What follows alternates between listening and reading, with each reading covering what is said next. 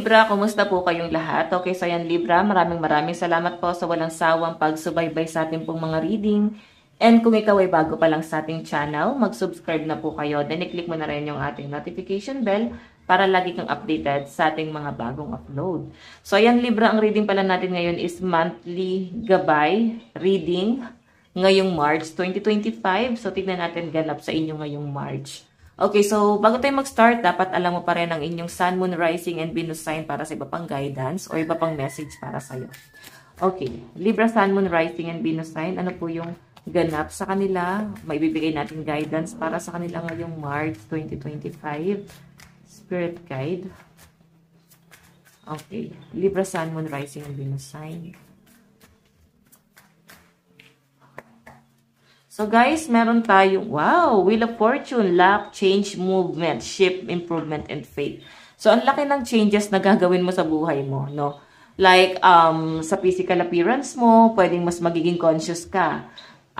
Healthy lifestyle, pwedeng exercise, or mas magiging, ayun nga, mas magiging conscious ka na rin sa mga kakainin mo. So may mga pagbabago kang gagawin dito. Nakikita ko yung blessing na paparating sa mga Libra ngayong March 2025. And kung makikita nyo, meron kang mga ganap na parang hindi mo siya magawa ngayong, netong mga pagpasok ng taong January to Feb.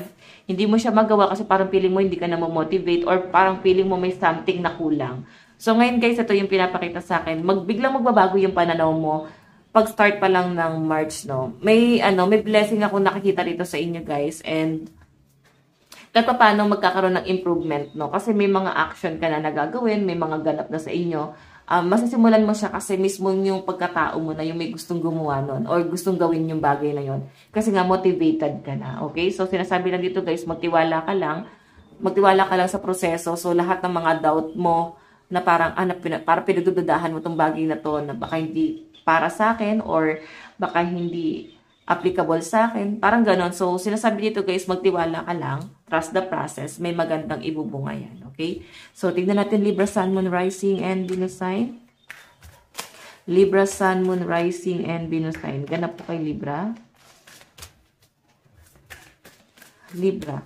Meron tayo Knight of Swords. Communication, haste, truth, teller, debate. Okay. So, nakikita ko guys, yung iba sa inyo talagang meron ka ng tapang, no? Na parang before, hindi mo kayang sumagot, tahimik ka lang. Ayan. Tumunog yung alarm. Tahimik ka lang. Wait lang guys. Ayan, tinurn off ko lang yung alarm. Baka kasi tumunog na. Okay, so baka kasi before, nananahimik ka lang, wala kang kakayahan. So parang, alam mo yon, nilulugar mo yung sarili mo. Yan yung pinapakita sa akin. So ngayon kasi guys, pwedeng ang conflict mo is more on communication. Pwedeng may mga delay. Iba sa inyo guys, misunderstood. Ganun yung nafe-feel ko guys. So I think yung conflict mo lalo na at mag-Mercury retrograde sa March 14, tama ba? Di ako sure. Search nyo na lang kailan papasok. Pero may pre-shadow na guys. So pwedeng may mga naapektuhan na ngayon. Pwede ang naging conflict nyo is communication, or pwedeng travel, or parang may mga delay. Mapapansin nyo guys, bakit parang may mga delay, or bakit parang walang masyado papasok. Parang ganun papasok na blessing, kasi delay, pero meron, okay? So, ayan. Yan yung epekto sa inyo ng Mercury retrograde na sa mga Libra. Iba naman guys, pwedeng hindi naman kayo maapektuhan yan. Pwedeng sa ibang bagay naman kayo. Okay, so tignan natin guys. Libra, Sun, Moon, Rising, and Venus sign.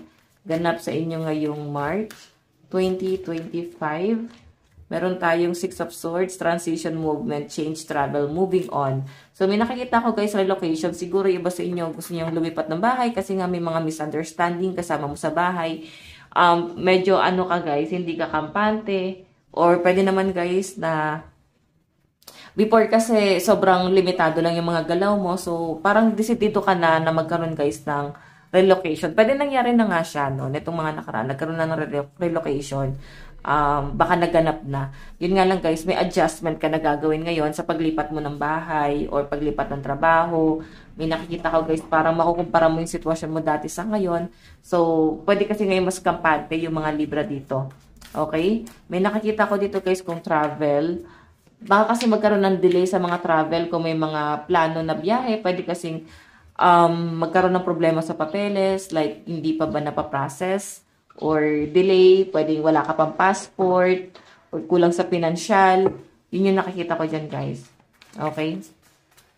May mga pabago-bago din kung may mga maayos na usapan naman na talaga before, like travel, pwedeng may mga pabago-bago na plano. So, parang mafe-feel nyo na pa, ay, drawing to, hindi na to matutuloy. Kasi nga pabago-bago. Okay, so tingnan natin guys. Meron tayong 4 of Pentacles, 4 of Pentacles. Ayan. Security, greed, stability, protection, financial, acumen. So, sinasabi dito guys, medyo magiging greed ka, no, sa finances mo. Ibig sabihin, sa'yo naman to. Nandun yung pagiging, decidido ka na i-force yung bagay na yan. Magiging motivated ka na i-force itong bagay na to. Yun yung pinapakita sa akin dito guys. Yung pagiging greedy naman guys, is hindi naman pagiging greedy sa pera ng ibang tao. I think sa inyo naman. Okay, pera nyo naman to. So, parang mas lalo mo guys pahalagahan yung perang pinaghirapan mo. Okay, hindi naman guys ikaw para magiging madamot para sa ibang tao. Pero, mas ma-appreciate mo kasi pinaghirapan mo. Hindi kagaya dati na, alam mo yon yung tipong labas ka lang ng labas ng pera nang hindi mo kinoconsider kung meron pa bang pera paparating or maghihirap ka ba in the near future. So, ngayon kasi guys, mas na-feel mo na ay kailangan kong mag-save, kailangan kong mag-ipon. Ganun yung nakikita ko sa inyo. And I think marami ka kasing gusto mangyari na hindi mo siya magawa kasi, alam mo yun, limitado nga kasi yung galaw mo. So, kaya nga sabi ito, may pagbabago. Pero yung pagbabago naman na to guys, is nasa sa inyo pa rin. Depende pa rin yan kung ano yung action na gagawin mo pagpasok pa lang ng March. Pero kung ikaw naman ay walang ginagawa, talagang walang blessing na papasok. Pero kung ikaw naman guys ay buo yung loob mo na simulan tong bagay na to, 'di ba? Para talaga sa iyo. Okay? So tingnan natin, Libra, Sun, Moon, Rising and Venus sign. Meron tayong okay, 5 of Pentacles. Kahirapan to guys sa pera, no? I think magkaroon talaga kayo guys ng conflict pagdating sa hindi sa inyo conflict sa ibang tao. Siguro yung mga kasama mo sa bahay or may magde-demand sa inyo ng pera, parang ganon. So, parang sila yung hihingi naman ng tulong sa inyo. Mafe-feel mo yan, Libra. Okay? So, guys, may pagbabago talaga na mangyayari dito. I think, maapekto talaga kayo ng Mercury retrograde. May mga delay. So, yung kahirapan naman sa pera, guys, possible na mafe-feel mo na ba't parang ang bagal ng pera ko. Pero once naman, guys, na ma-overcome mo to, tuloy-tuloy naman yung blessing. So, ma-overwhelm ka naman ngayon. So, ito naman guys, nakakita ko na parang may mga hihingi ng tulong sa inyo, Libra. Like yung mga taong hindi naman kayo tinulungan ng mga panahong hirap na hirap kayo. Pero ito nga, may sa inyo, may lalapit sa inyo. Parang hihingi ng tulong, mangungutang. Kasi hirap na hirap sila ngayon. Okay? So, yun nga lang, yung iba sa inyo, pwedeng magdadamot ka kasi nga, kailangan mo rin. So, parang magsisave ka na parang, yes, dati kasi willing to help ka. Hindi ka mahirap kausap. Ngayon, parang mas nakikita ko sa mga Libra na ako naman, pagod na akong tumulong. Parang mararamdaman nyo, makukumpara nyo na parang dati tulong ako ng tulong.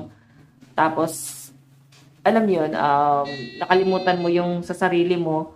Then, ngayon guys, nakikita ko, mas magiging mas magiging greedy ka para sa pera mo. Okay? Kasi mas gusto mong mag-save. Okay, so meron tayo guys, 8 of Cups. Ayan, pasensya na guys sa alarm na tumutunog. Kala ko napatay ko na. Okay. 8 of Cups, meron kang tatalikuran na something na passion mo yung bagay na yon, pero kailangan mo na siyang talikuran. Kasi ramdam mo na ay hindi ka na safe doon. Okay, hindi ka na para doon. Kahit gusto mo pa yung bagay na yon. Meron tayong change direction, King of Wands. Meron kang kailangan baguhin sa sa pananaw mo, kung paano ka mag-isip, kung paano ka magplano, paano yung mga action mo, mga hakbang na ginagawa mo, kailangan mo siya guys baguhin. 2 of Cups, ayan, partnership, love, romance, relationship, meeting, marriage, and healing. So, may nakikita ko dito guys, possible na may maganap na marriage, engagement, ngayong March, partnership. So, parang buo na yung loob mo dito sa relasyon na to. Oo, parang nandun ka na sa point na, ito yung taong talagang gusto ko na makasama habang buhay. Parang ganun. Okay, so Libra, tignan natin guidance, advice para sa inyo. Libra, Sun, Moon, Rising, and Venus sign.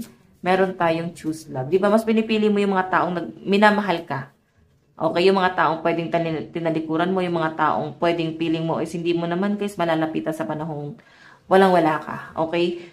Mas pipiliin mo na sila ngayon. I think grabe yung realization ng mga Libra dito.